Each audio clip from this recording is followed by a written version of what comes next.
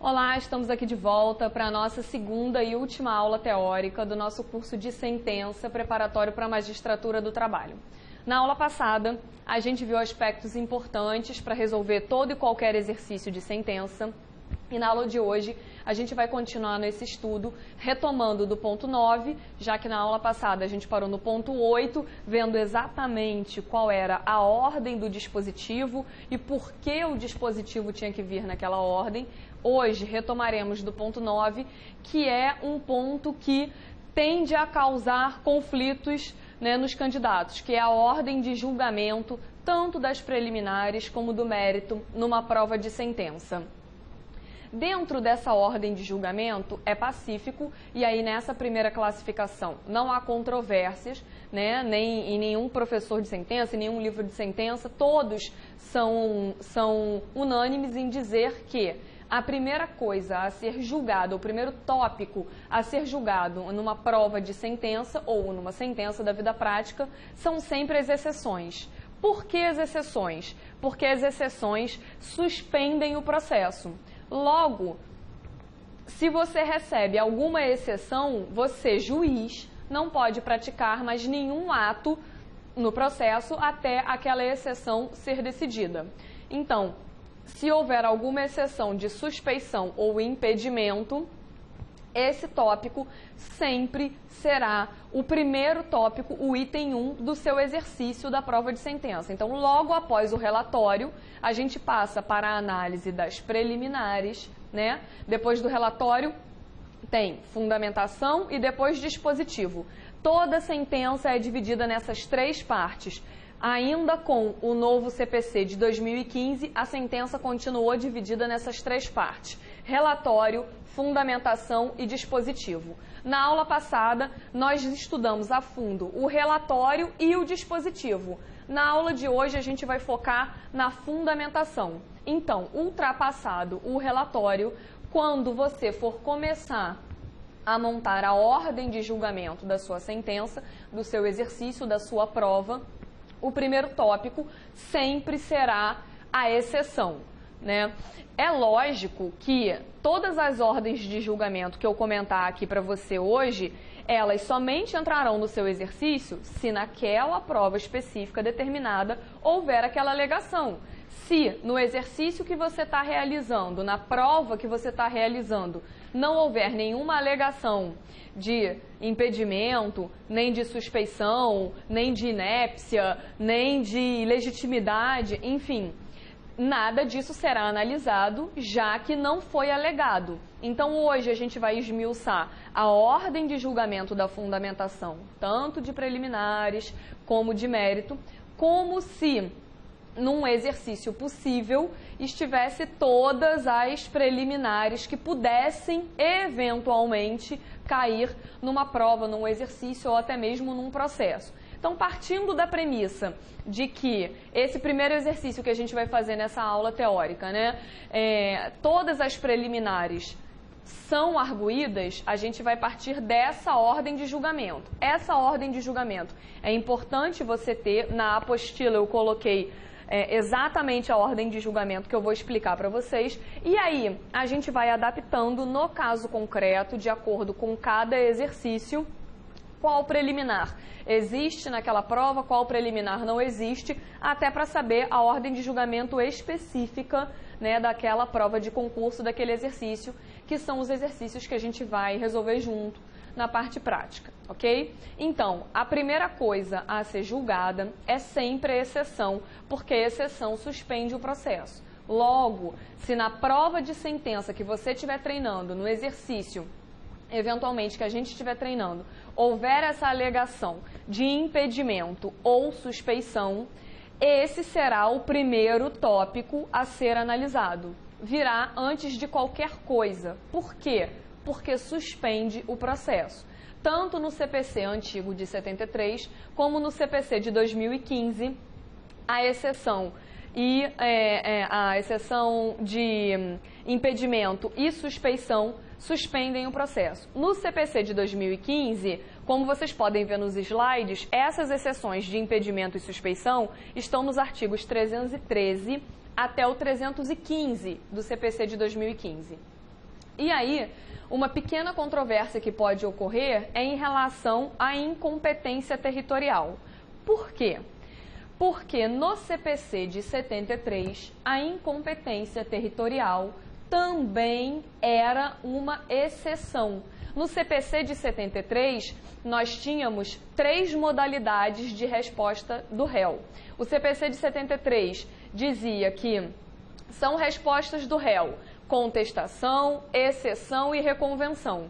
Já o CPC de 2015 não faz essa diferenciação clara de respostas do réu. Ele traz sim a opção do réu contestar, traz a opção do réu reconvir e traz a opção do réu apresentar exceções, só que não necessariamente divide esses 3 institutos como modalidades de resposta, como vinha bem separadinho no CPC de 73. Por que eu estou explicando isso para vocês?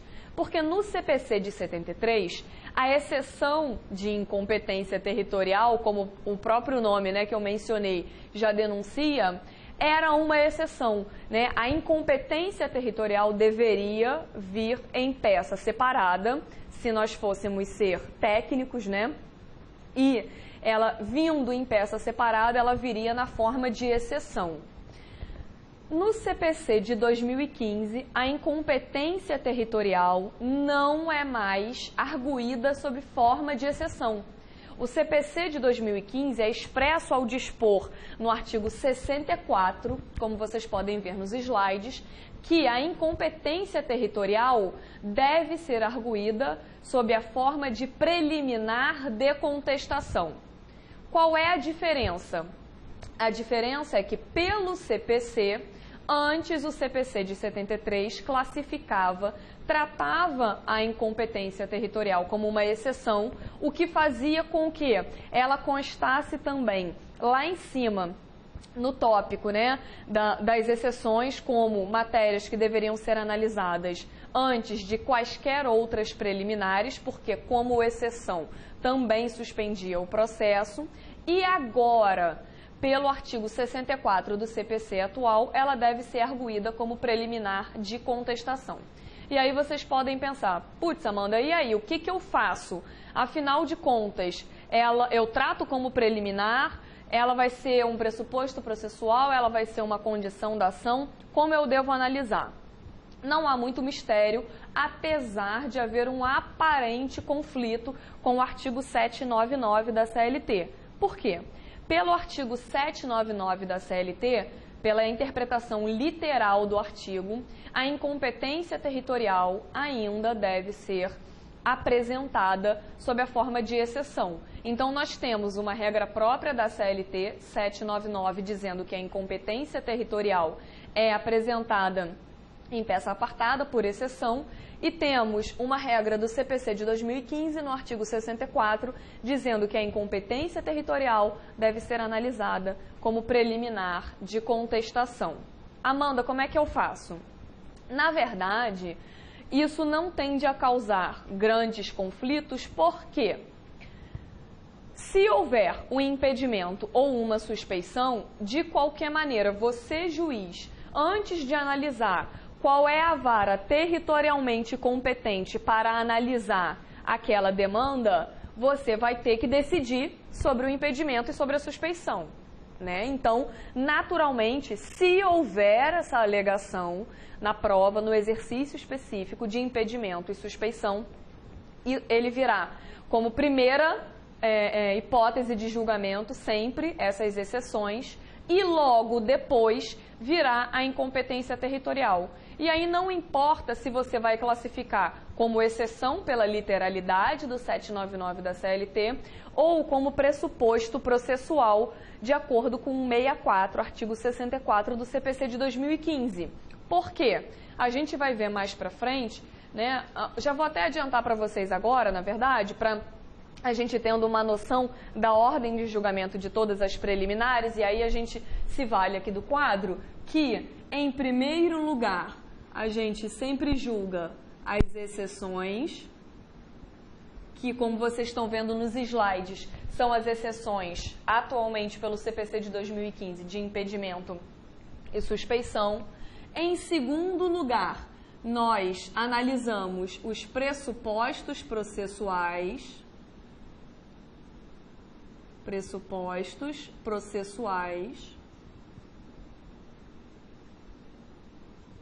e em terceiro lugar, nas preliminares, nós analisamos as condições da ação.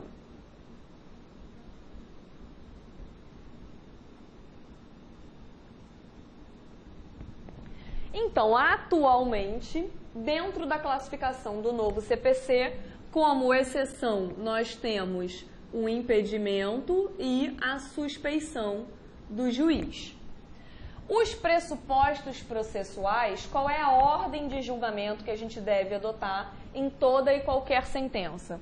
E aí eu vou puxar uma setinha para cá, para esse fio de metal não ficar na nossa frente, e dentro dos pressupostos processuais, a ordem sempre será a análise dos pressupostos em relação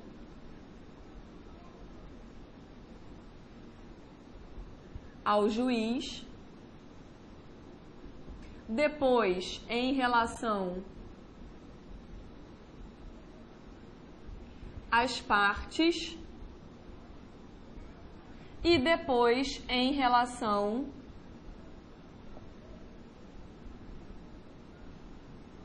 ao objeto / procedimento do processo. Amanda, até aí tudo bem, mas aí é que eu me complico. Qual é a diferença entre pressuposto processual em relação ao juiz, em relação às partes, em relação ao objeto procedimento? Para isso que a gente está aqui hoje. Eu te garanto que no final da aula de hoje você vai saber distinguir direitinho qual pressuposto equivale ao juiz, às partes, ao objeto procedimento, sabendo assim classificar. As condições da ação, de acordo com o novo CPC, são ilegitimidade,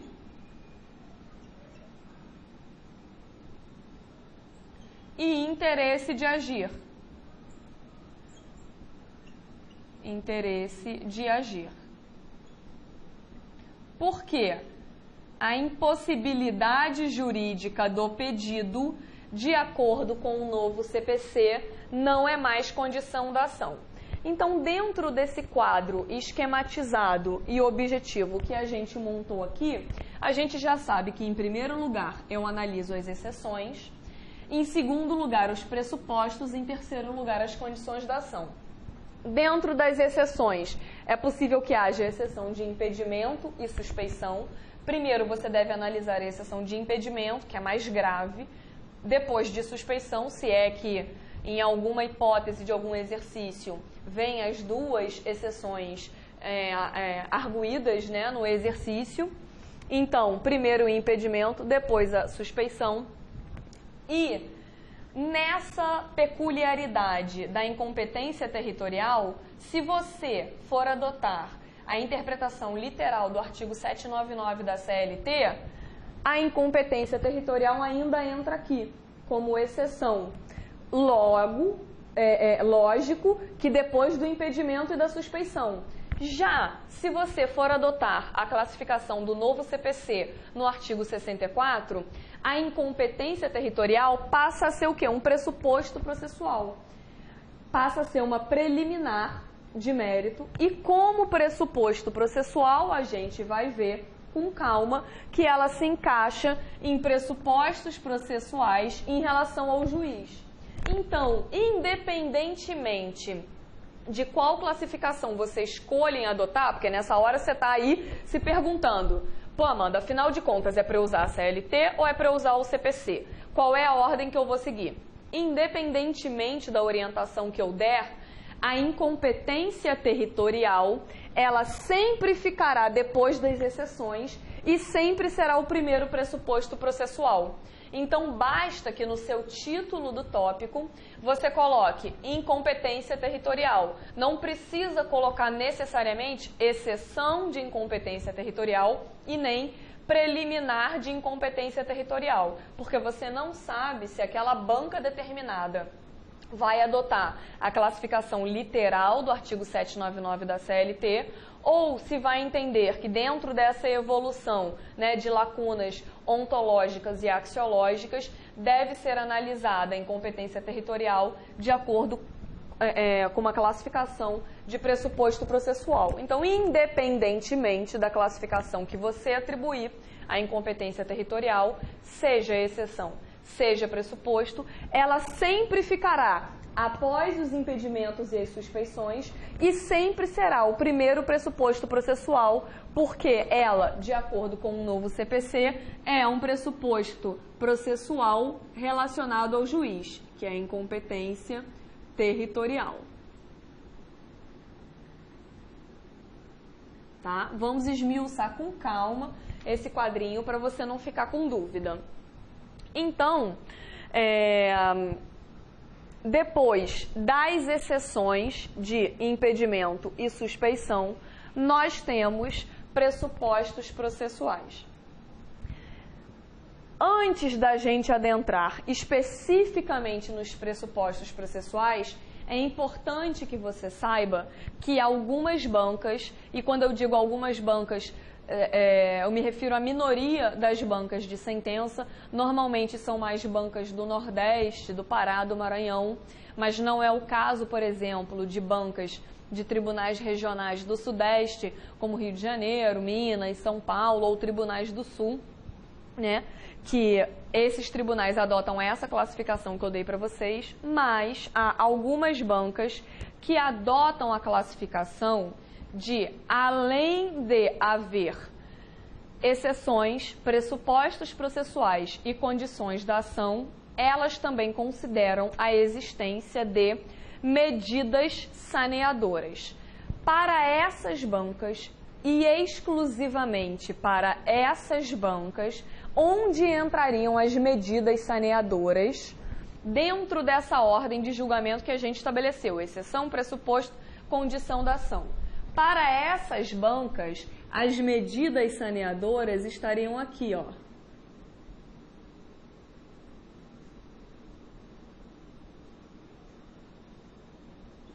E para essas bancas, ou seja, entre as exceções e os pressupostos. E para essas bancas, o que seriam medidas saneadoras? Medidas saneadoras são todas as decisões, incidentes, situações que ocorrem no curso do processo que você, como juiz, deve resolver antes da prolação da sentença. Só que lógico que numa prova de sentença para um concurso da magistratura do trabalho, a banca não necessariamente vai te dar esse mole de já vir com a medida saneadora solucionada para você e vai deixar para você se manifestar sobre essa medida saneadora justamente porque ela quer ver o seu posicionamento sobre aquele tópico.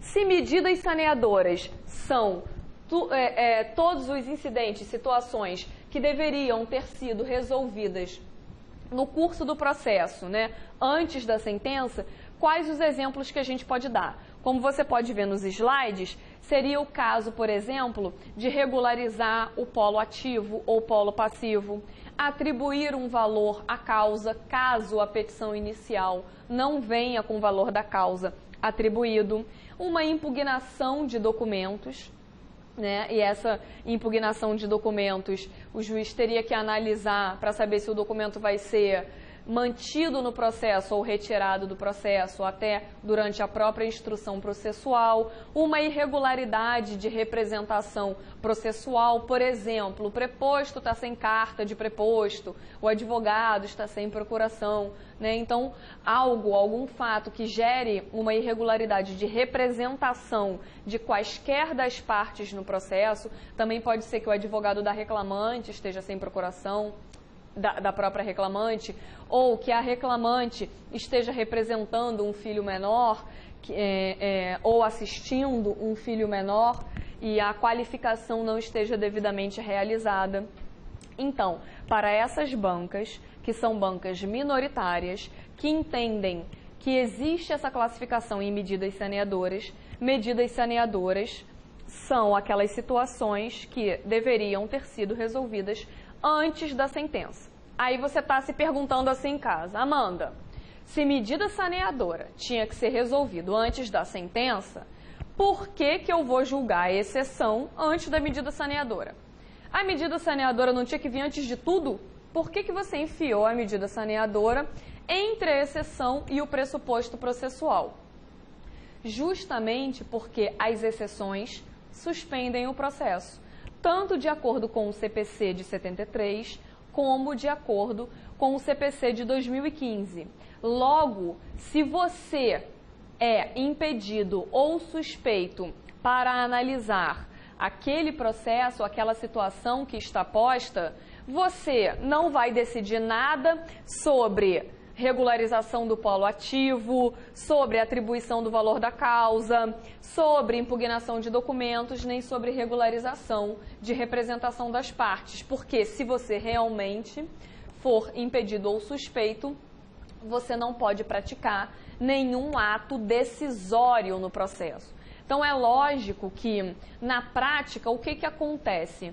Essas arguições de exceção de impedimento e suspeição, elas são feitas ou em contestação ou verbalmente em mesa de audiência. E o próprio juiz já analisa em mesa de audiência esse requerimento. Pode ser que venha em petição posterior, nada impede, mas não é o que normalmente acontece. Agora, você numa prova de sentença em que a banca não vai te dar esse mole de colocar na prova para você tudo mastigadinho e vai querer ver justamente se você sabe distinguir a ordem de julgamento das coisas, havendo uma exceção de impedimento ou suspeição, é a primeira coisa que você analisa porque suspende o processo.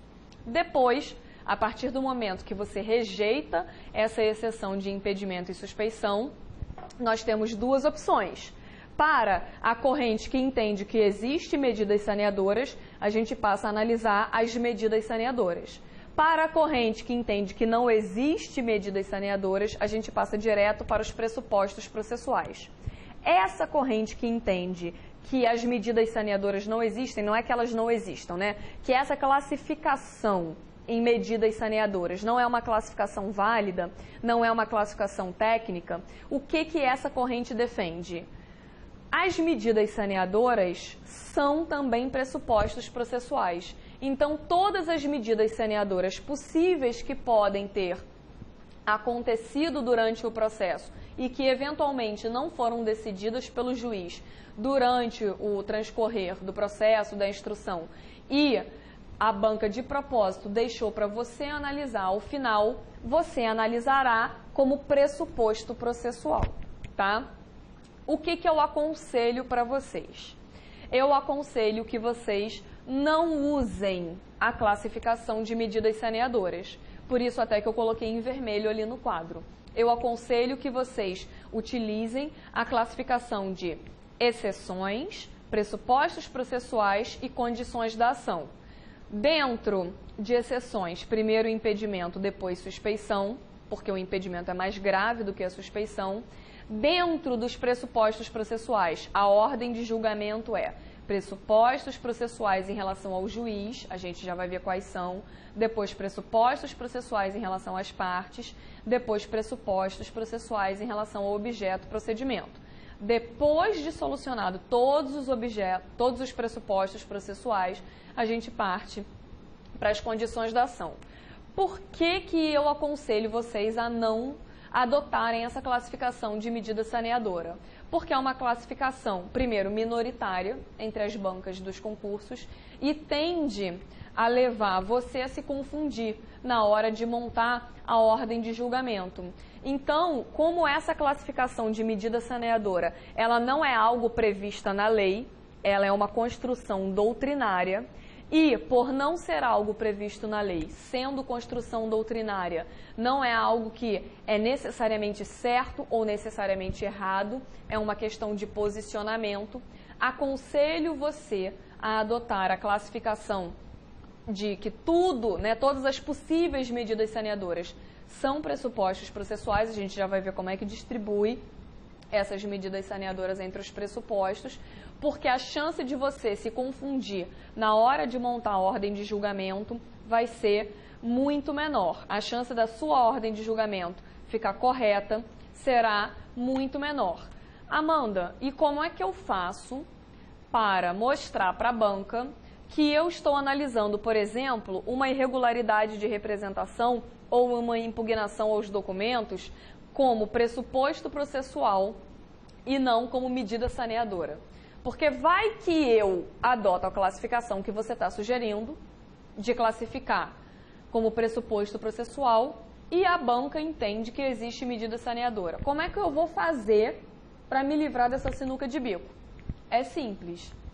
Basta você colocar ao lado do título do tópico, por exemplo, se o tópico for impugnação aos documentos, se o tópico for de atribuição ao valor da causa, se o tópico for de regularização processual ou regularização do polo ativo ou passivo, basta você colocar da regularização do polo, por exemplo, tracinho, pressuposto processual.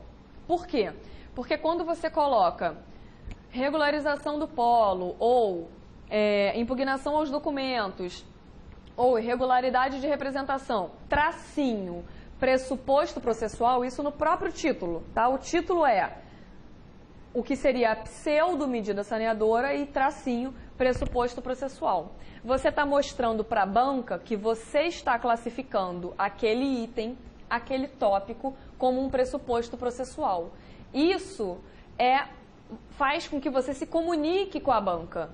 A banca não tem, ao ler esse tópico, esse título, ela não tem como te dar errado. Ela não tem como te tirar ponto. Por quê?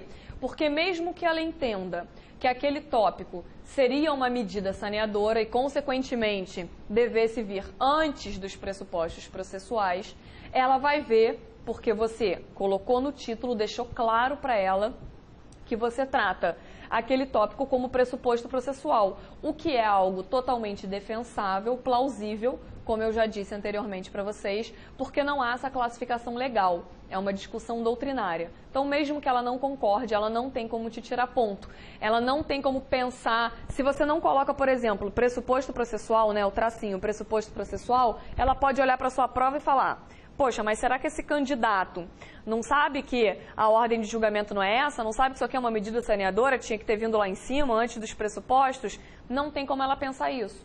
Porque você, ao colocar o tracinho e escrever pressuposto processual, você vai mostrar para ela que a sua classificação, você classificou como pressuposto processual. Tá? É o famoso se comunicar com a banca. E aí a banca não tem como tirar ponto de você. Então, antes da gente partir especificamente para destrinchar, né, quais são os pressupostos processuais em relação ao juiz, em relação às partes, em relação ao objeto / procedimento, o que é importante, né, como último fator nas exceções, eu mencionar para vocês. É óbvio que em uma prova de sentença, vocês jamais irão acolher uma exceção de impedimento nem de suspeição. Por quê? Porque se vocês acolhem essa exceção de impedimento e suspeição, vocês têm como analisar o resto da prova? Não. Vocês mesmos já se declararam impedidos e suspeitos. Então, naturalmente, vocês não podem analisar todo o resto da controvérsia, consequentemente, não vai ter mais prova para fazer. Você vai ser o primeiro da sala a entregar a prova e o tribunal vai virar para você e falar: beijo, até o próximo concurso, porque você não julgou o que eu dei para você julgar, tá? Então, vocês vão ver durante as aulas práticas, né, que eu normalmente costumo dar a seguinte dica: sente o que a banca quer, né? Às vezes a própria prova te diz o que é para você fazer, porque você visualizando a consequência de um ou outro julgamento, né, qual lado eu devo ir, você já consegue visualizar se aquilo inviabiliza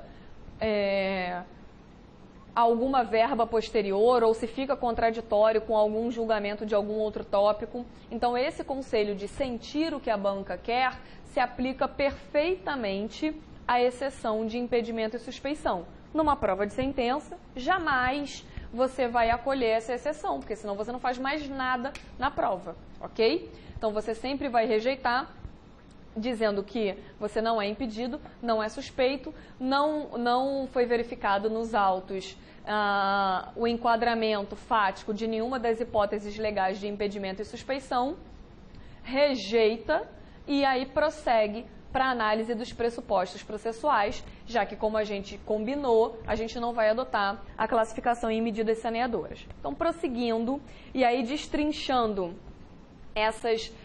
esses pressupostos processuais,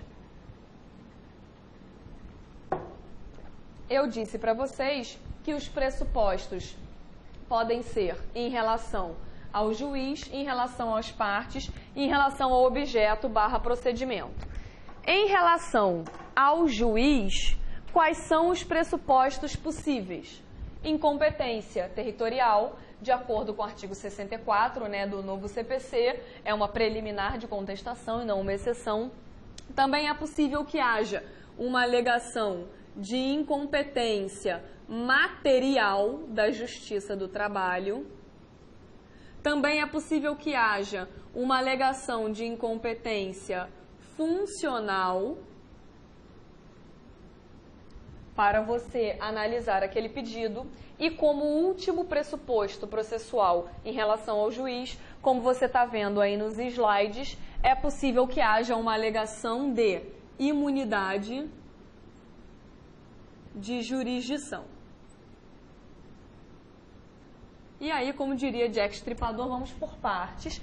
Antes da gente passar para os pressupostos em relação às partes do processo, vamos ver por que essas incompetências aqui e essa imunidade de jurisdição é classificada como pressuposto processual em relação ao juiz. Por quê? Quando a ré, aí vou até separar aqui para vocês não se confundirem. Quando a ré diz o seguinte: você, juiz, não é competente territorialmente para analisar essa demanda, a vara competente é a vara da prestação de serviços, do local da prestação de serviços, como determina o artigo 651 da CLT. O que ela está dizendo? A incompetência é territorial porque você, juiz, não pode analisar. A incompetência é em relação ao juiz. Você, juiz, não pode analisar. Quando ela alega, a reclamada, a empresa, alguma incompetência material, ela está dizendo que você, juiz, não pode analisar determinada matéria porque aquela matéria não é competência da Justiça do Trabalho. Por exemplo, caso clássico de preliminar de incompetência material na Justiça do Trabalho. As reclamadas colocam preliminar de incompetência material para analisar pedidos de danos morais decorrentes de acidente de trabalho, seja do próprio empregado, se ainda estiver vivo, seja danos morais em ricochete dos herdeiros, caso o empregado tenha falecido. Sempre que houver um exercício, uma prova, em que tenha esse tema, né, acidente de trabalho, para você desenvolver, e são muitas provas que tem esse tema, e a gente, na parte prática, vai escolher justamente provas que trazem temas que caem com mais frequência, para você estar preparado na hora de resolver a prova. Então, é muito comum que essa preliminar venha alegada pela reclamada incompetência sua do juiz do trabalho para julgar aquele pedido de pagamento de indenização por danos morais, seja do acidentado, seja dos parentes, em razão do dano em ricochete, alegando o quê? Que esse pedido de indenização por danos morais é uma verba de natureza civil e não trabalhista, por isso você, juiz do trabalho, não tem competência. É uma das preliminares mais comuns, a gente vai ver com muita frequência, né? Só para não te deixar curioso, como é que a gente afasta essa preliminar? Esse exemplo que eu dei, que é um exemplo muito clássico e que costuma cair com muita frequência em prova, basta colocar que o fato de o pedido, né, de pagamento de indenização por danos morais, e aí seja do ex-empregado vivo ainda, ou danos morais em ricochete dos sucessores previdenciários, dos dependentes previdenciários, melhor falando, apesar de exigir a aplicação da legislação civil, não refoge a competência da Justiça do Trabalho. Por quê? Porque a competência na Justiça do Trabalho, ela não é definida exclusivamente pelo pedido. Ela é definida pelo pedido e pela causa de pedir. Essa diferença ficou muito clara com a Emenda Constitucional 45, que alterou o artigo 114 da Constituição Federal, justamente para dizer que, qual era a redação antiga do 114? Que a Justiça do Trabalho é competente para julgar lides entre empregados e empregadores. E a atual redação do artigo 114 é que a Justiça do Trabalho é competente para julgar lides decorrentes de relações de trabalho, lato sensu. Então, a redação antiga diminuía, não é necessariamente diminuía, limitava a competência da Justiça do Trabalho para relações de emprego, somente para seletistas, enquanto que a redação atual do artigo 114 estende essa competência. Então, numa preliminar de incompetência material para um pedido de danos morais, nesse exemplo que eu dei, basta colocar que a competência da Justiça do Trabalho é definida não só pelo pedido, mas também pela causa de pedir, e considerando que a causa de pedir do pedido de pagamento de indenização por danos morais guarda relação, guarda pertinência com a relação de trabalho havida entre ou o de cujos, se o empregado tiver morrido, ou entre o autor, se ele estiver vivo, e a reclamada, rejeito a preliminar. E aí é sempre importante, conforme mencionado na aula passada, citar os artigos que fundamentam a sua decisão. Então, coloca a competência material da Justiça do Trabalho é definida não só pelo pedido, mas também pela causa de pedir, considerando que o pedido de pagamento de indenização por danos morais guarda pertinência com a relação de trabalho havida entre ou o de cujos, ou o reclamante e a reclamada, rejeito a preliminar. Tracinho, artigo 114, inciso 6º da Constituição, porque é o inciso que atribui competência à Justiça do Trabalho para analisar esses pedidos. Depois, súmula vinculante 22 do STF e depois, súmula 392 do TST. E aí você já fundamenta toda essa preliminar, ok? Então, primeiro a incompetência territorial, já ficou explicado, E aí, naturalmente, que numa alegação de incompetência territorial, assim como na exceção de impedimento e suspeição você vai rejeitar, o mesmo você vai fazer com a alegação de incompetência territorial. Por quê? Porque se você se declara na prova incompetente territorialmente para analisar a demanda, você também vai remeter aquele processo para uma outra vara e não pode analisar mais nada que está abaixo, tá?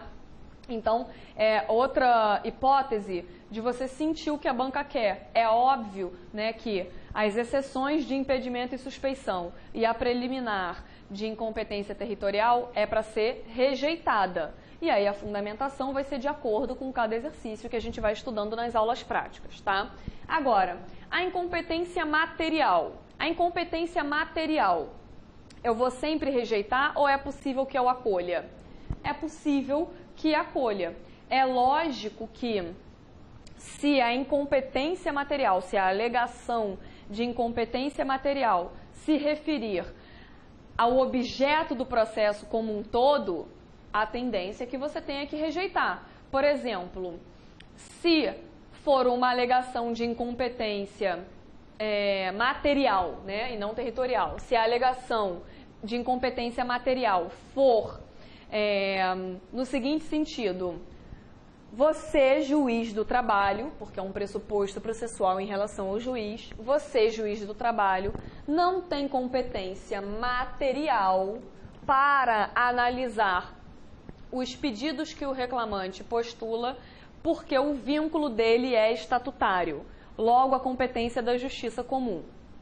Se você acolher esse tipo de preliminar numa prova, você também não julga mais nada. Então, a tendência é que você tenha que afastar.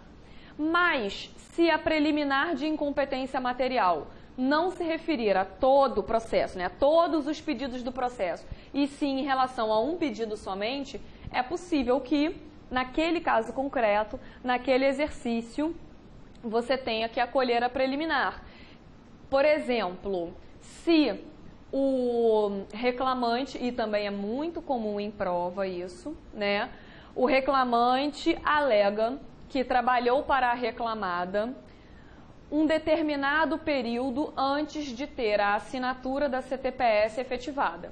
Então, ele alega que, na prática, começou a prestar serviços para a ré em 1º de março de 2014, por exemplo.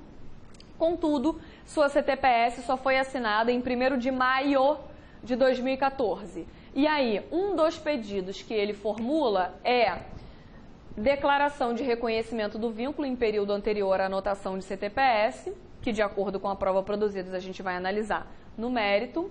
E ele também postula que a reclamada recolha para o INSS os recolhimentos previdenciários, as contribuições previdenciárias decorrentes desse período sem anotação na carteira. É muito comum que isso caia em prova e até em processos na vida real. E aí, o que a reclamada, se o advogado da empresa for esperto, vai fazer? Vai alegar uma incompetência material sua, juiz do trabalho, dizendo que você não tem competência material para determinar o recolhimento de contribuições previdenciárias decorrentes de pedidos declaratórios e não condenatórios. Então, isso também já está pacificado, né? O STF já se manifestou que a Justiça do Trabalho não pode cobrar, executar contribuições previdenciárias de pedidos declaratórios, mas tão somente e exclusivamente de pretensões condenatórias, ou seja, das sentenças condenatórias que ela proferir. E aí, se, por exemplo, eventualmente numa determinada prova, num determinado exercício, houver essa preliminar de incompetência material, você pode acolher, demonstrando, inclusive, estar atualizado com o entendimento do STF. Ao acolher essa preliminar e extinguir, sem resolução do mérito, esse pedido de comprovação de recolhimento das contribuições previdenciárias, você não está influenciando no julgamento dos demais pedidos.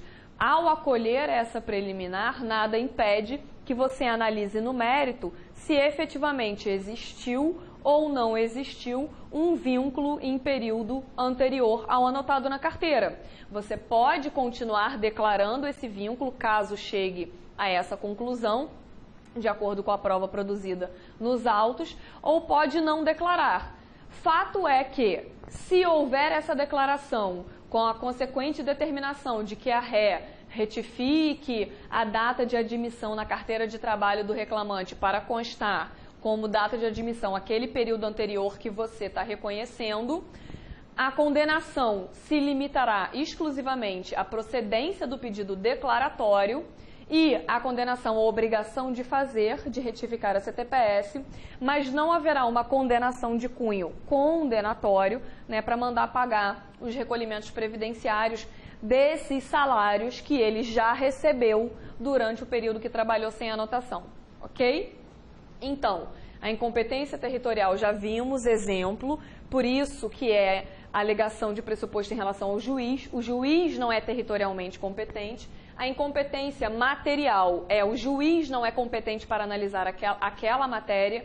E aí vimos tanto um exemplo de incompetência territorial de incompetência material, que abrange todo o processo, como de incompetência material, que abrange um determinado pedido, e aí você podendo ou não acolher, de acordo, né, com a prova produzida nos autos. E temos também, como eu coloquei para vocês, como pressuposto em relação ao juiz, a incompetência funcional. Quando a reclamada, a empresa, alega que você, juiz, não tem competência funcional para analisar determinado pedido ou determinado processo, o que ele está dizendo? Na prática, como é que isso se apresenta nos processos, né, e nas provas? Por exemplo, vamos imaginar que o reclamante ajuize um dissídio coletivo numa vara do trabalho. É óbvio que a competência funcional é do tribunal para julgar dissídio coletivo. Isso já está na lei. Então, realmente, esse dissídio coletivo não é competência funcional da vara do trabalho. Mas pode ser que o reclamante, por exemplo, postule uma declaração de nulidade de uma cláusula de norma coletiva, dizendo que aquela cláusula é abusiva, e a reclamada suscite a seguinte preliminar: você, juiz, não tem competência funcional para declarar a abusividade ou não dessa cláusula, porque a ação anulatória de cláusulas de norma coletiva, ou de convenção coletiva, ou de acordo coletivo, é de competência originária do tribunal. E aí, você, no caso concreto, vai verificar, né, e à medida que a gente for treinando os casos práticos, vai verificar se esse pedido, né, essa preliminar de incompetência funcional, ela deve ser acolhida ou rejeitada e quais os fundamentos, ok? No exemplo que eu dei, nada impediria o acolhimento, porque dentre um universo de pedidos, né, porque essas reclamações trabalhistas, tanto na vida real como em prova, vem aqueles pedidos de A a Z. Então, no universo gigante de pedidos, a gente acolher uma determinada preliminar para excluir um pedido que não é um coração da prova, que é um pedido acessório, não necessariamente indica um erro e tal. Mas aí, com o desenvolver das aulas práticas e dos casos concretos, fica mais fácil. É só para vocês conseguirem visualizar e organizar na cabeça de vocês porque essas incompetências são pressupostos em relação ao juiz. Porque todas dizem, você, juiz, ou não pode analisar porque não é o competente territorialmente, ou não é o competente para essa matéria discutida nos autos, ou não é o competente em termos funcionais, em termos de hierarquia, para analisar esse pedido, porque quem deve analisar é o tribunal, ok? Por isso, essas incompetências são pressupostos processuais em relação ao juiz. A imunidade de jurisdição é um pressuposto processual em relação ao juiz, por quê? Quando a parte alega, vamos imaginar que no polo passivo de uma reclamação trabalhista conste um Estado estrangeiro e conste o PNUD, né, que é o Organismo Internacional das Nações Unidas, que atua em diversos programas de desenvolvimento da ONU, né, em cada país. Se o Estado estrangeiro alegar imunidade de jurisdição, a gente já sabe, de acordo com o posicionamento pacificado pelo STF, que Estados estrangeiros não têm imunidade de jurisdição na fase de conhecimento, tá? Então, o processo pode continuar normalmente, se for qualquer Estado estrangeiro, embaixada, consulado, ok? Não tem problema nenhum. A preliminar de imunidade de jurisdição deve ser afastada e ela é relacionada ao juiz, porque a parte diz, você, juiz, não pode me julgar, porque eu tenho imunidade de jurisdição. Tá? Então, por isso que ela é classificada como pressuposto em relação ao juiz. Então, para estados estrangeiros, a imunidade de jurisdição não existe na fase de conhecimento, e aí na fase de execução ela é discutível. E para organismos internacionais, como é o exemplo do PNUD que eu dei para vocês, que é um organismo internacional da ONU, há sim imunidade de jurisdição, inclusive na fase de conhecimento. Então, se, por exemplo, numa determinada prova, num determinado exercício, houver duas reclamadas no polo passivo, sendo uma um Estado estrangeiro e a segunda um organismo internacional, e o organismo internacional suscitar essa imunidade de jurisdição, você pode acolher tranquilamente de acordo com o posicionamento majoritário do STF, ok? Já em relação ao Estado estrangeiro, se houver essa alegação, a gente rejeita, tá? Então, espero que tenha ficado claro porque esses itens são classificados como pressupostos processuais em relação ao juiz. Vamos agora ver quais são os possíveis pressupostos processuais em relação às partes, tá? Em relação às partes, para eu separar para vocês, e aí já vou mudando os slides para você ir acompanhando aí em casa, nós temos a capacidade de ser parte,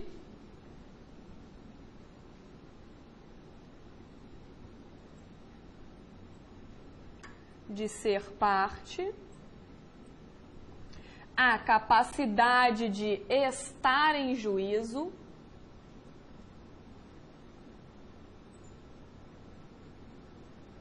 e a capacidade postulatória. Sempre que houver em algum exercício o questionamento, em alguma prova, o questionamento nesse sentido, qualquer desses questionamentos serão classificados como pressupostos processuais em relação às partes. E aí, o que é, por exemplo, a capacidade de ser parte? Aí a gente busca, né, fundamento lá no direito civil, além de no processo civil, para esclarecer que capacidade de ser parte equivale à capacidade que todo indivíduo tem. O indivíduo nasceu, a pessoa natural, toda pessoa natural tem capacidade de ser parte num processo. Então, nasceu, pode ser ou parte autora ou parte ré em determinado processo. É possível que um menor de idade seja parte num processo, desde que esteja devidamente assistido ou representado. É possível que um incapaz interditado seja parte no processo, desde que esteja devidamente representado ou pelo tutor ou pelo curador, né, dependendo do caso concreto. Então, a capacidade de ser parte equivale, no processo civil, né, a capacidade de ser parte equivale para o direito civil à capacidade de todas as pessoas naturais. É a própria capacidade de fato, né, a famosa capacidade de fato para o direito civil. Então, toda e qualquer pessoa natural e pessoa jurídica tem capacidade de ser parte. O que é a capacidade de estar em juízo? A capacidade de estar em juízo nem toda pessoa possui. Somente aqueles totalmente capazes para o direito civil têm capacidade de ser parte. Então, qualquer pessoa maior de idade, maior de 18 anos, pode estar em juízo sem precisar de assistência ou representação. Eu disse para vocês que um menor de idade tem capacidade de ser parte. E estou dizendo que ele não tem capacidade de estar em juízo sozinho. Por quê? No direito do trabalho, se ele for menor de 16, ele estará representado pelo representante legal. Se ele for, e aí ele será totalmente incapaz. Já se ele for relativamente capaz, tendo entre 16 e 18 anos, ele será assistido pelo seu representante legal. E aí, nesse aspecto específico, a gente não aplica as regras de representação do CPC, porque nós temos regra própria na CLT. O artigo 793 da CLT já estabelece que o menor, quando em juízo, deve ser assistido ou representado pelos seus pais. Se não for possível a assistência ou representação pelos pais, posteriormente, e aí ele traz uma ordem que não necessariamente eu me lembro agora, ele fala do sindicato, Ministério Público Estadual, etc. e tal. É só vocês olharem o 793 da CLT, ok? E o que é a capacidade postulatória? Capacidade postulatória na Justiça do Trabalho, praticamente todos têm. Se a parte tem capacidade de ser parte e de estar em juízo também, ela terá capacidade postulatória. A capacidade postulatória na Justiça do Trabalho existe por causa do ius postulandi. Na Justiça do Trabalho não é necessário, não é obrigatório a contratação de advogados para que a parte ingresse com uma reclamação trabalhista. Aqui no estado do Rio, por exemplo, não existe setor de atermação. O que é setor de atermação? É aquele setor que o reclamante, né, o ex-empregado ou o atual empregado, chega, diz que não foi pago verba rescisória e tal, diz que não recebeu isso e aquilo, e o próprio setor do tribunal faz a atermação, ou seja, leva a termo, né, registra, né, põe a termo aquelas reclamações verbais e distribui. Lá no Mato Grosso, por exemplo, no TRT 23, existe esse setor de atermação e é muito comum, inclusive, nas varas do trabalho do interior, cada vara tem um servidor específico para fazer a atermação. Lógico que o servidor não fica só fazendo a atermação. Dentre uma das atribuições que ele tem é realizar a atermação, porque no Mato Grosso é mais comum essa necessidade. Tá? Então, a capacidade postulatória equivale ao ius postulandi na Justiça do Trabalho, que só é possível, de acordo com a súmula 425 do TST, para instâncias ordinárias, ou seja, para distribuição da petição inicial e até o recurso ordinário. É possível que o trabalhador atue sem o auxílio de um advogado. Agora, se houver necessidade de interposição de um recurso de revista, que é um recurso de natureza extraordinária, ou de distribuição de uma ação de rito especial, como, por exemplo, um mandado de segurança, uma ação rescisória, uma ação anulatória, aí a própria súmula 425 do TST retira essa capacidade postulatória das partes e atribui exclusivamente essa capacidade postulatória aos advogados. Na área civil, essa capacidade postulatória existe nos juizados especiais até 40 salários mínimos, né? Acima de 40 salários mínimos já é necessária a assistência por advogado. Então, feita essa distinção de capacidade de ser parte, capacidade de estar em juízo e capacidade postulatória, o que é importante, né, a gente conseguir visualizar como que essas preliminares podem vir suscitadas em exercícios e em provas de sentença. Essas preliminares podem vir suscitadas, por exemplo, da seguinte forma: se a reclamada alega que o menor, né, vamos imaginar que é uma reclamação trabalhista, fato muito comum hoje em dia, que no polo ativo conste a esposa do ex-empregado que faleceu em um acidente de trabalho e também conste o filho menor, que está devidamente representado ou assistido pela mãe. É muito comum que nas provas de sentença e até nos processos da vida prática, as empresas arguam uma irregularidade de representação processual, dizendo que, na verdade, para postular verbas rescisórias, é necessário que o espólio esteja no polo ativo. E que, para representar o menor, é necessário que o inventariante represente o menor e não necessariamente o pai que restou vivo, né, que sobreviveu, que não faleceu no acidente de trabalho. Essas duas preliminares são muito comuns. Em relação a essa primeira preliminar, de que o espólio é a parte, há uma irregularidade de representação, porque, na verdade, para postular verbas rescisórias,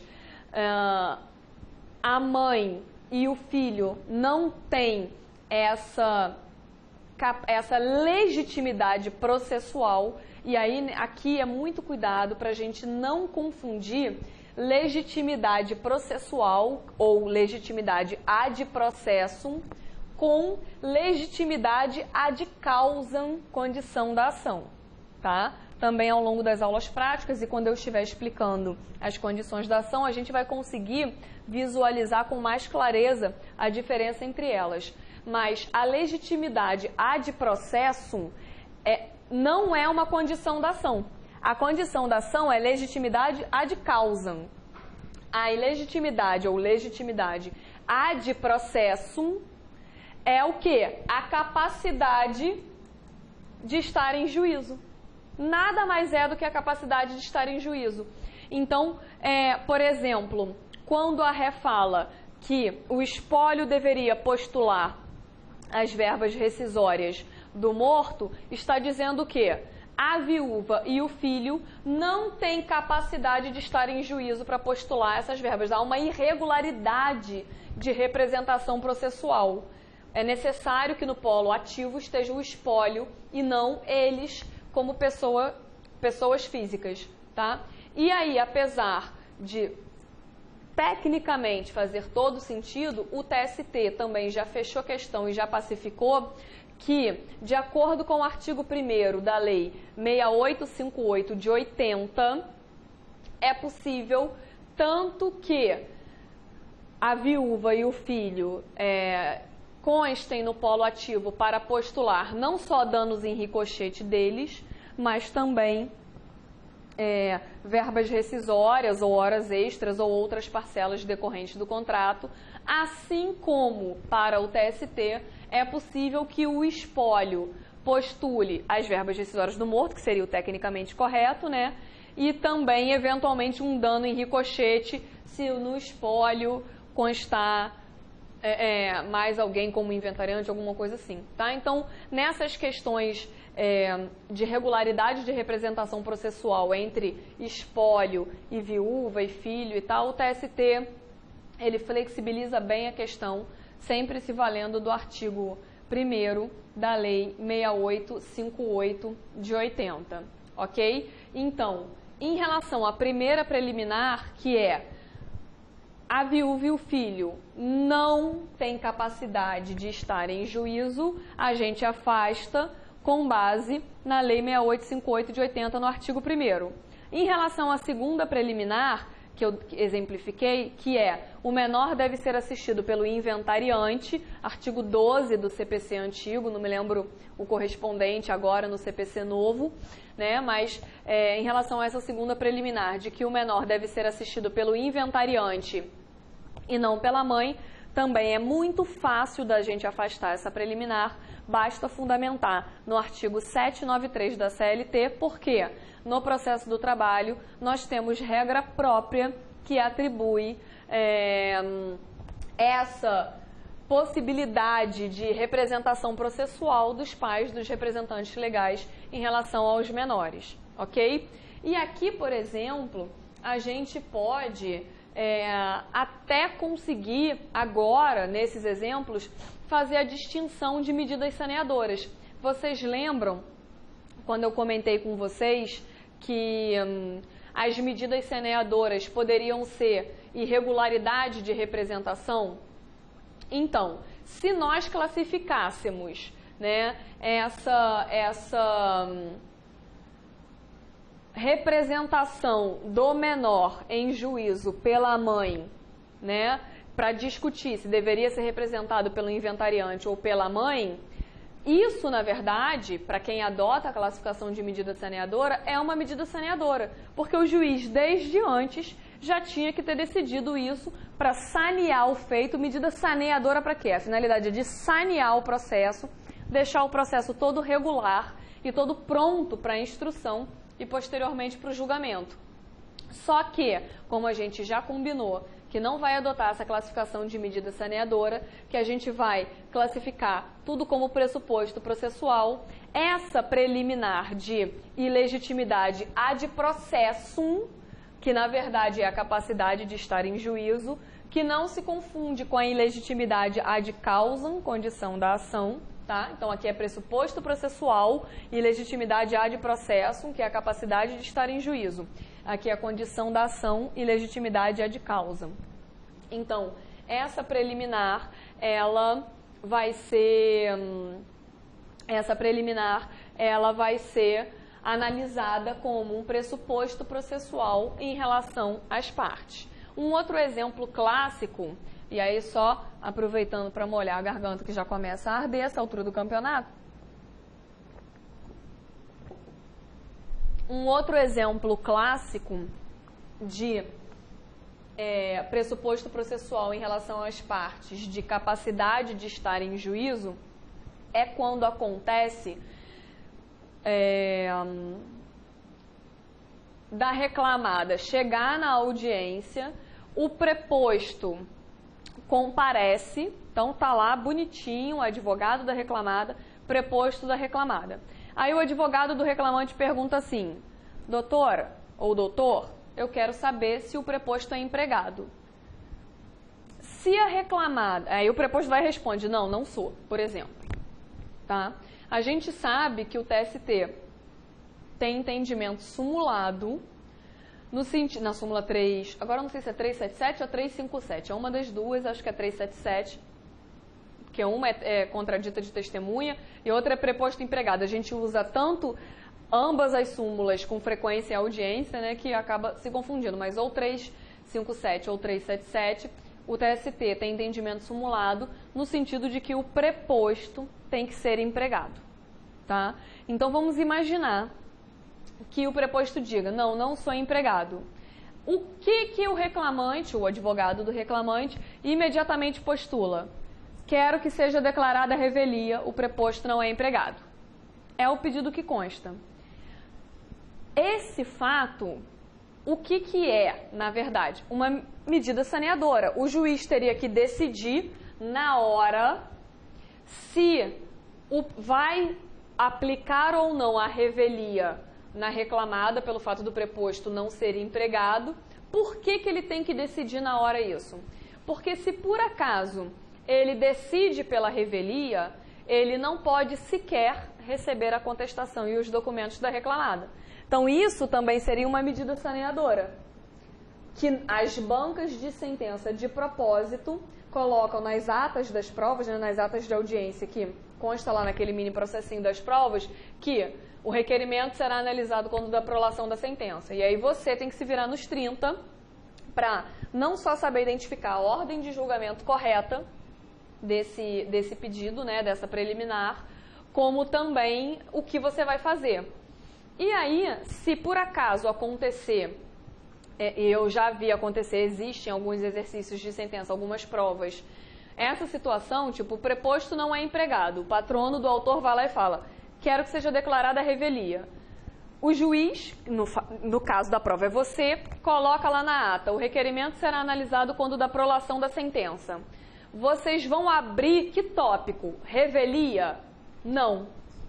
O nome do tópico não vai ser revelia, porque revelia propriamente dita, ela é analisada no mérito. Ela é a primeira coisa do mérito. Quando a gente acabar essa ordem de julgamento das condições da ação, a gente vai para as prejudiciais de mérito, né? Porque estamos primeiro nas preliminares, então a gente vai para as prejudiciais de mérito e depois para o mérito. A revelia é a primeira coisa que deve constar no mérito. Mas nesse exemplo que eu dei, o tópico que você vai abrir é revelia? Tecnicamente não. Por quê? O que é a revelia? A revelia no processo do trabalho é a ausência da parte na audiência. Se o preposto não comparece na audiência, aí sim o tópico e a ordem de julgamento correta é revelia como primeiro tópico do mérito.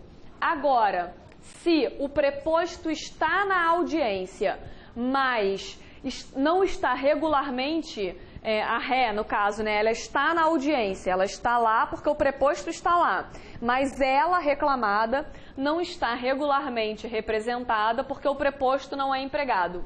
Na prática, é revelia? Revelia não é, porque o preposto está lá, e revelia no processo do trabalho é a ausência da parte. A parte está presente, o preposto está lá, só que a parte não está o quê? Regularmente representada por um preposto empregado, de acordo com a súmula do TST. Então, nesse caso, especificamente nesse exemplo, o tópico que você vai abrir é pressuposto processual em relação às partes, como regularidade de representação, capacidade de estar em juízo.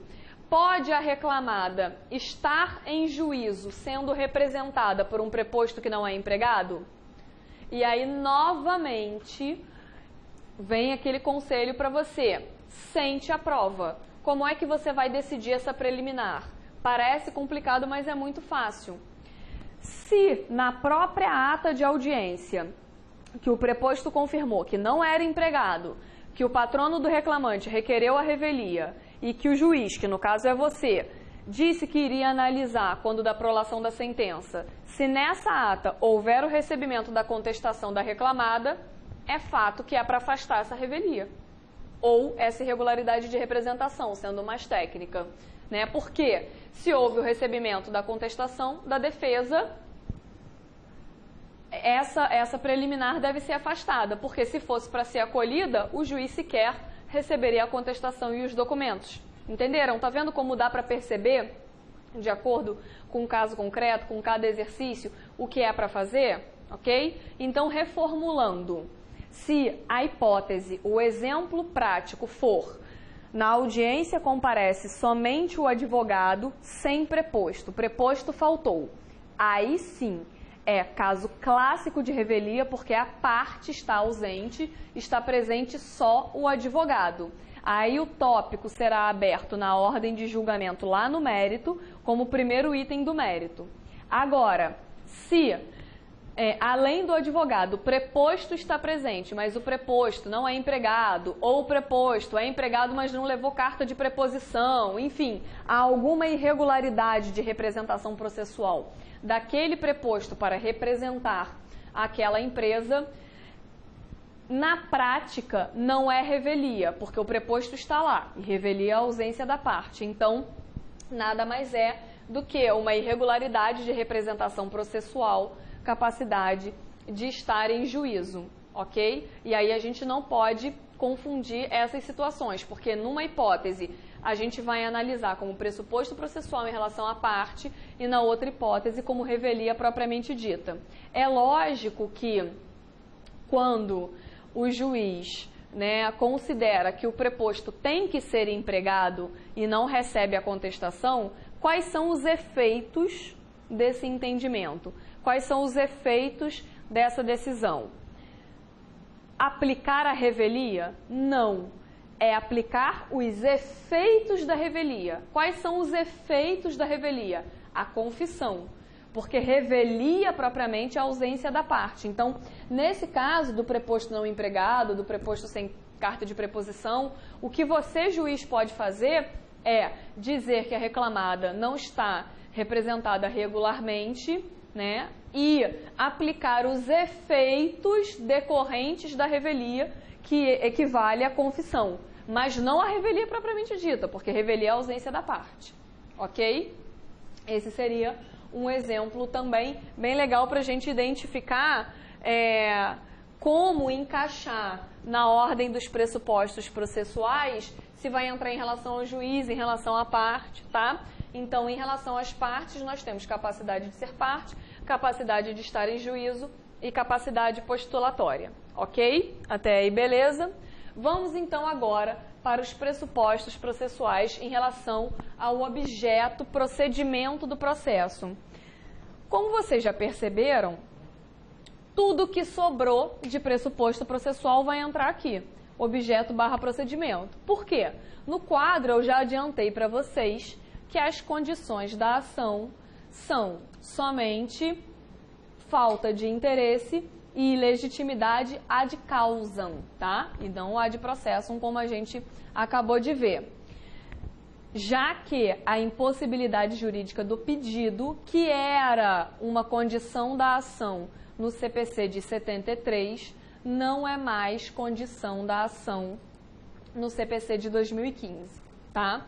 Então, tudo que não for pressuposto processual em relação ao juízo, tudo que não for pressuposto processual em relação às partes, tudo que não for condição da ação, né, e não for exceção também, e for suscitado como preliminar, será classificado como pressuposto processual em relação às partes, será classificado como pressuposto processual em relação ao objeto / procedimento.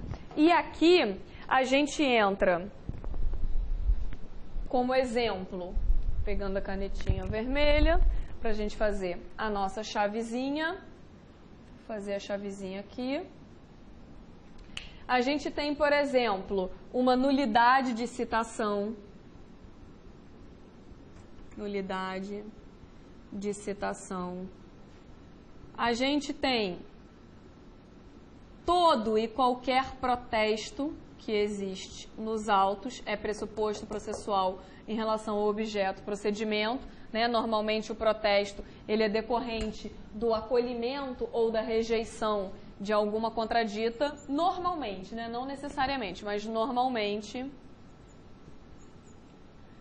A preliminar de inépcia é um pressuposto processual em relação ao objeto / procedimento. Deixa eu ver se eu coloquei mais algum exemplo aqui para vocês.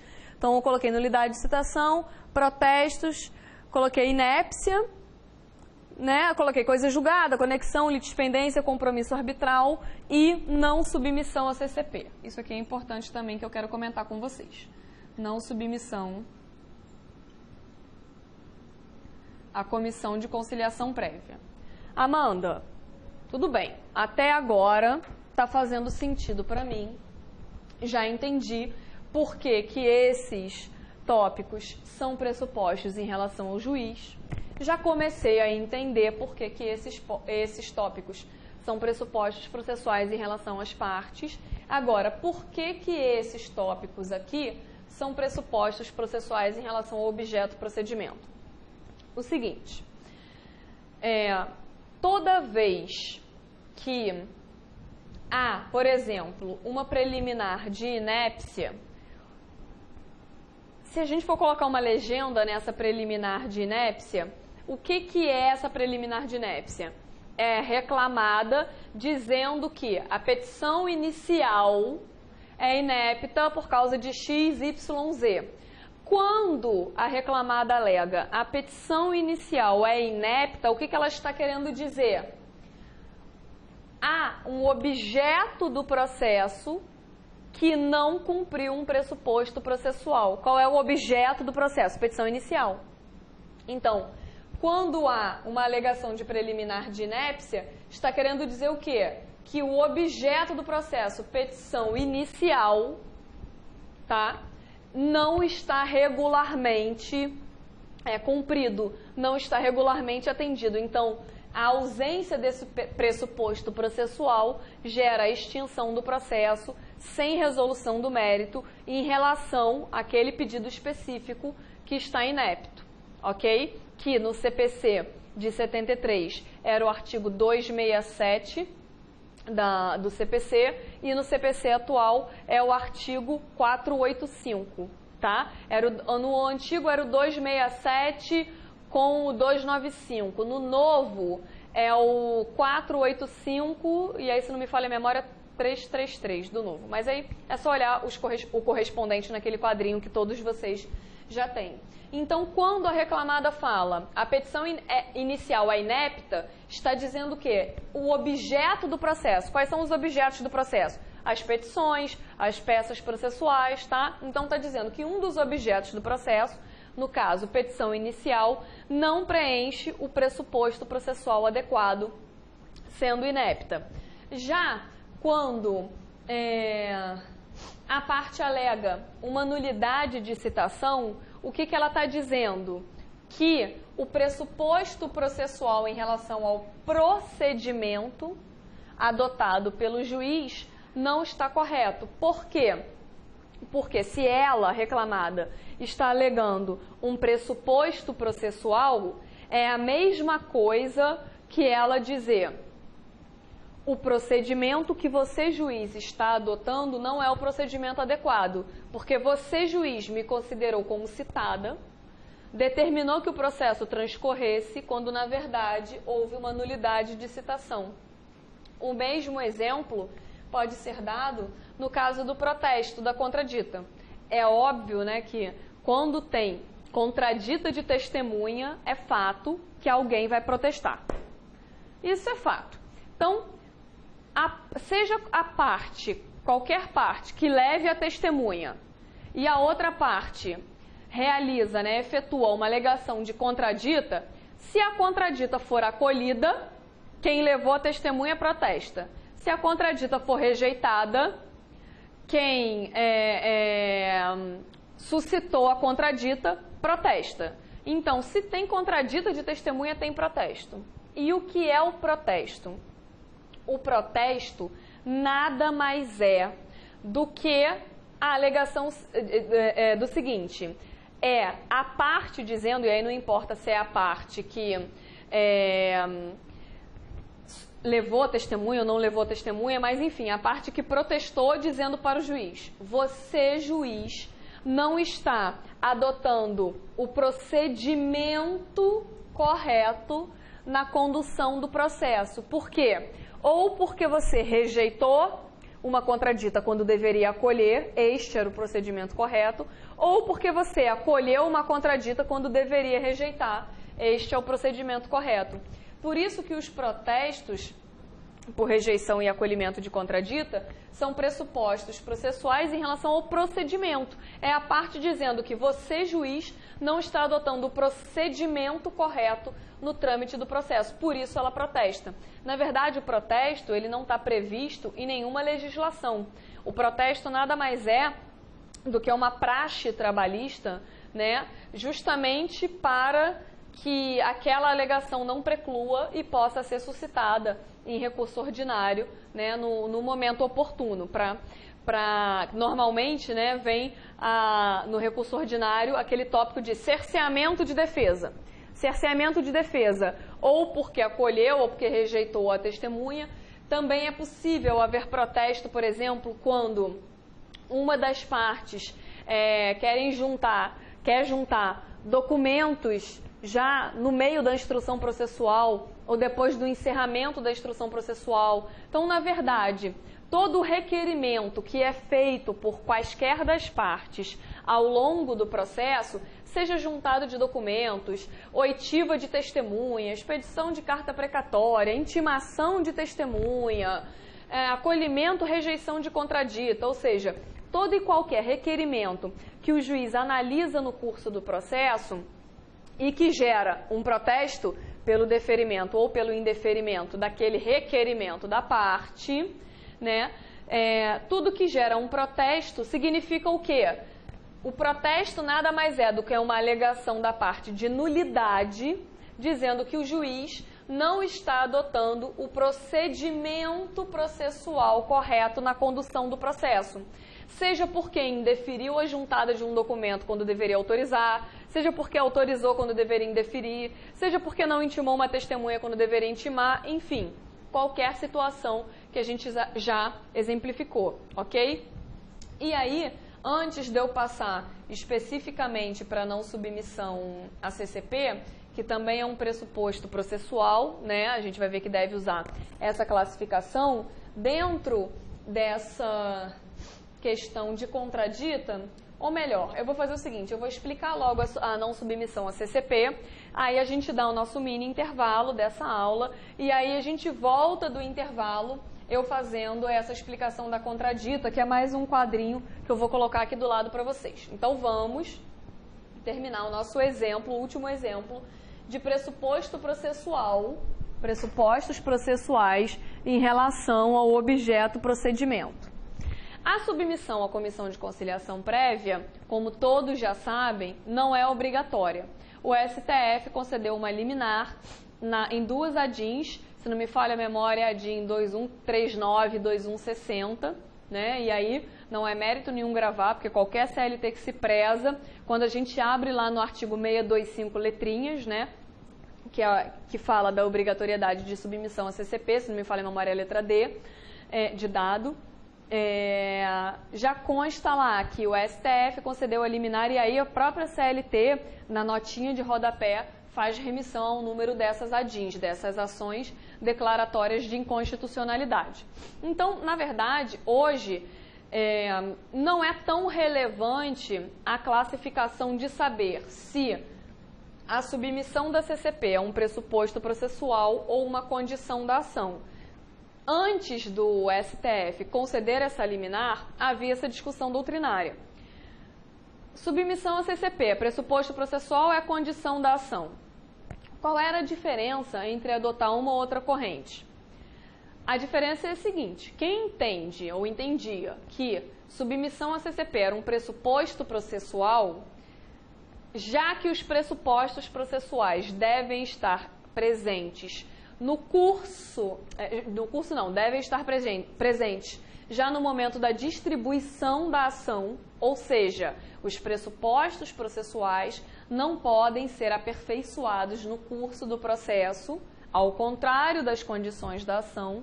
Então, se a submissão na CCP fosse um pressuposto processual, desde a distribuição, deveria o reclamante juntar um documento de ou que não há CCP formada no âmbito daquela categoria, ou que já compareceu à CCP e que a tentativa de conciliação foi frustrada.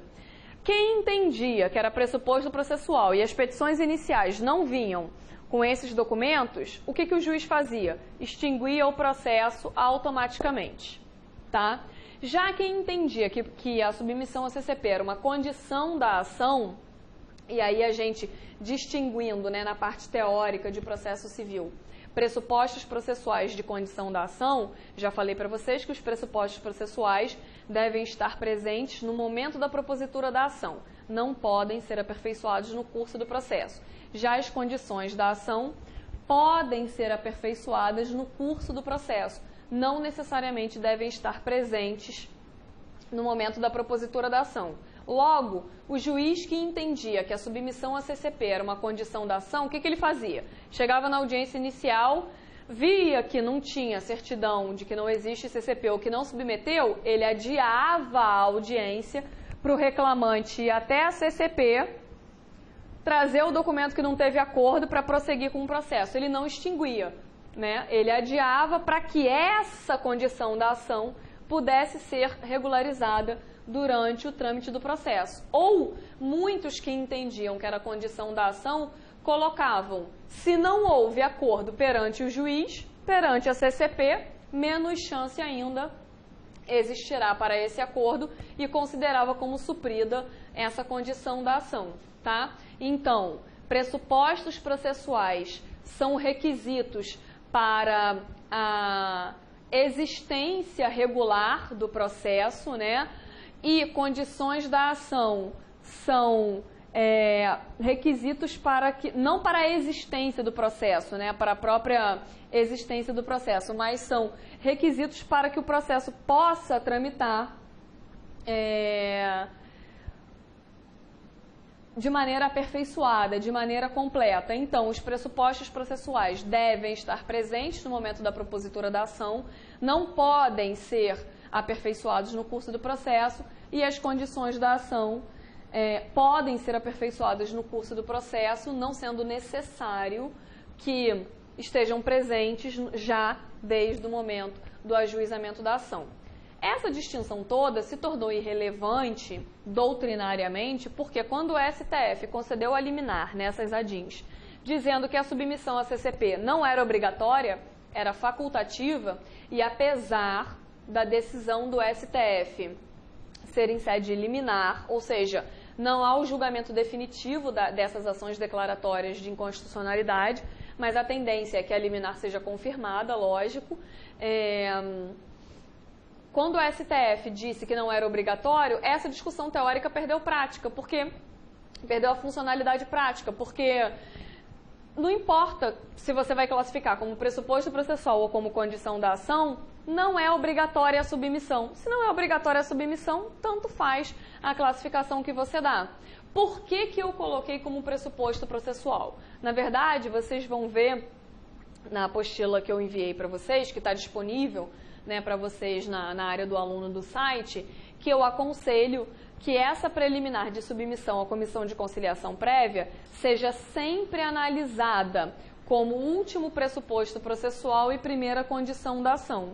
Porque se vocês pegam uma banca cri-cri, que se apegou a esse tipo de classificação, você vai colocar lá no título, da não submissão à comissão de conciliação prévia.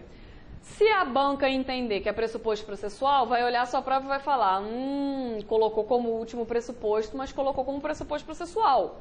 Se a banca achar que é a condição da ação, vai falar, olha, já abriu as condições da ação com não submissão à CCP. E aí, lógico, nessa hipótese, você não vai colocar tracinho, pressuposto processual ou tracinho, condição da ação. Você vai colocar o título, né, específico da não submissão à CCP, sem classificar se é pressuposto, processual ou condição da ação, porque independentemente da classificação que a banca adotar, pressuposto ou condição, a ordem de julgamento estará correta, porque ou será o último pressuposto processual ou a primeira condição da ação, ok? E aí o que é importante sempre a gente colocar em toda preliminar de não submissão a CCP? Lógico, além de mencionar o número das ADINs, que é fácil de gravar, tem toda a CLT, vocês vão fazer tanto exercício que vai ter essa preliminar, que já vai entrar por osmose na cabeça de vocês.